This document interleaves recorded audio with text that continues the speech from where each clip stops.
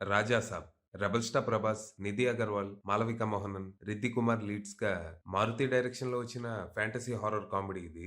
ఈ cinema story ఏంటి? దీని మీద నా ఒపీనియన్ ఏంటనేది ఇప్పుడు తెలుసుకుందాం పదండి. ముందుగా ఈ సినిమా స్టోరీ ఏంటంటే, ఈ సినిమాలో మన హీరో రాజా సాబ్ ఏకేఏ రాజు తన చిన్నప్పుడే అమ్మా నాన్న చనిపోవటంతో వాళ్ళ నాన్నమ్మ దగ్గర పెరుగుతాడు.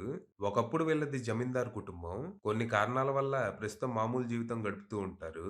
ఇక రీసెంట్‌గా వాళ్ళ నాయనమ్మకి అల్జీమర్స్ వస్తది.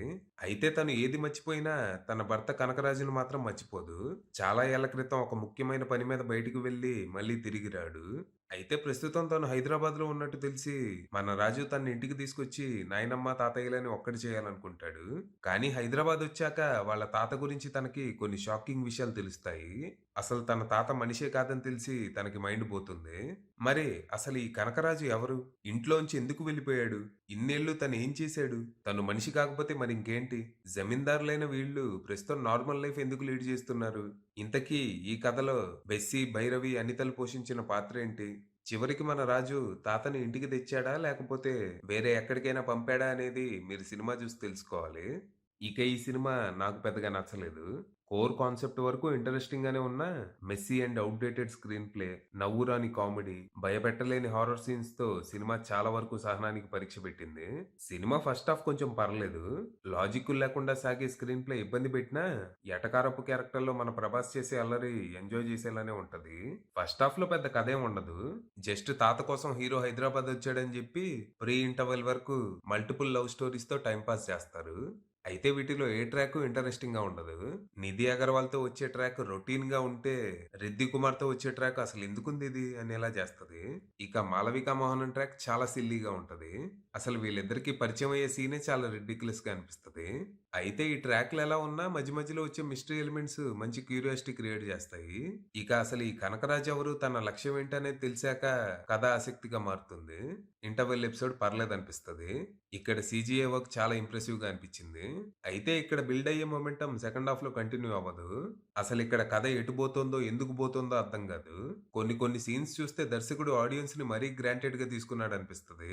లాజిక్ ఉండదు, బొక్కుండదు. కథలోకి సడెన్‌గా కొన్ని క్యారెక్టర్స్ ఎంటర్ అవుతూ ఉంటాయి. హీరోకి కావాల్సిన ఇన్ఫర్మేషన్ ఇచ్చేసి ఎలా వచ్చారో అలాగే లాజిక్ లేకుండా వెళ్ళిపోతూ ఉంటారు. ఫస్ట్ హాఫ్ లాగే ఇక్కడ మళ్ళీ కథను సాగదీయటానికి ముగ్గురు హీరోయిన్‌ని ఒక చోటికి చేర్చి "హే నచ్చే నచ్చే" అంటారు. అసలిక్కడ దర్శకుడు ముగ్గురు హీరోయిన్‌ని ఒక చోటికి చేర్చిన విధానం చూస్తే అసలెలా వస్తాయండి మీకిలాంటి ఐడియాలు? ఐడియా వచ్చాకే రాస్తారా? లేకపోతే రాసాక ఐడియా వస్తదా? అని అడగాలనిపిస్తది. ఏం రైటింగో ఏమో మరి. ఇక ప్రమోషన్స్‌లో మేకర్స్ లాస్ట్ 30, 40 మినిట్స్ మామూలుగుండదు. మీరు ఆశ్చర్యపోతారన్నట్టు మాట్లాడుతా ఉన్నారు. మరిక్కడ నిజంగా అంతుందా అంటే లేదనే చెప్పాలి. అవసరానికి మించి సాగే ప్రీ క్లైమాక్స్, క్లైమాక్స్ ఎపిసోడ్‌లు చిరాకు పెడతాయి. ఇక్కడ ప్రభాస్ యాక్టింగ్ స్ట్రాంగ్‌గానే ఉన్నా వీక్ రైటింగ్ వల్ల ఫలితం లేకుండా పోయింది. ఇక క్లైమాక్స్‌లో వచ్చే క్రీచర్ డిజైన్ వరకు బావున్నా ఓవరాల్‌గా మాత్రం విజువల్స్ మరీ అంత ఇంప్రెసివ్‌గా అయితే లేవు. ఇక పెర్ఫార్మన్స్‌ల విషయానికొస్తే చాలా కాలం తర్వాత ప్రభాస్ ఒక మంచి ఎనర్జిటిక్ రోల్‌లో మెప్పించారు. వింటేజ్ ప్రభాస్‌ని గుర్తు చేశారు. కానీ పూర్తి స్థాయిలో గాదు. తన వాయిస్ ఏంటో చాలా మారిపోయింది.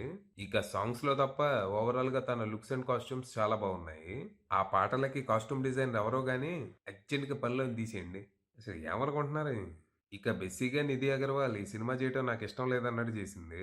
ముందు నేనొక్కదాన్నే హీరోయిన్ అని చెప్పి తర్వాత ఇంకో ఇద్దరిని దూర్చి నన్ను మోసం చేశారన్నట్టు ఆ ఎక్స్‌ప్రెషన్‌లేందో మరి. ఇక 'మాళవిక మోహనన్' పర్లేదనిపించింది. ముగ్గురిలో కొంచెం లెంత్ ఎక్కువున్న రోల్ తనదే. ఉన్నంతలో బానే చేసింది. ఇక 'రిద్ది కుమార్' సినిమాలో ఎందుకుందో తెలీదు. బిర్యానీలోకి ఉల్లిపాయ గూడా ఉంటే బాగుండనుకున్నారేమో మరి. కానీ ఇక్కడ వీళ్ళొండింది బిర్యానీ కాదుగా. సో, ఉల్లిపాయ వేస్ట్ అయిపోయింది.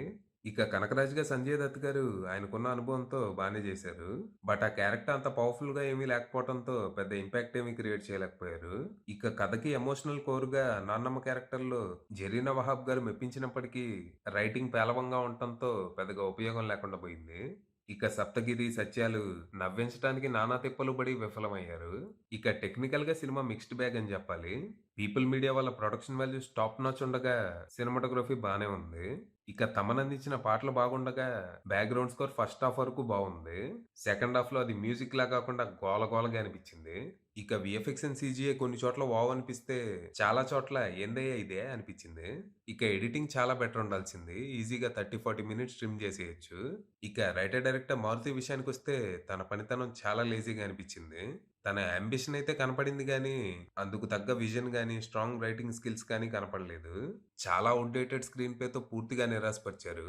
ఫైనల్‌గా చెప్పేదేంటంటే, జీరో ఎక్స్‌పెక్టేషన్స్‌తో వెళ్తే కొంచెం డిసప్పాయింట్ అయ్యి రావచ్చు. అది విషయం.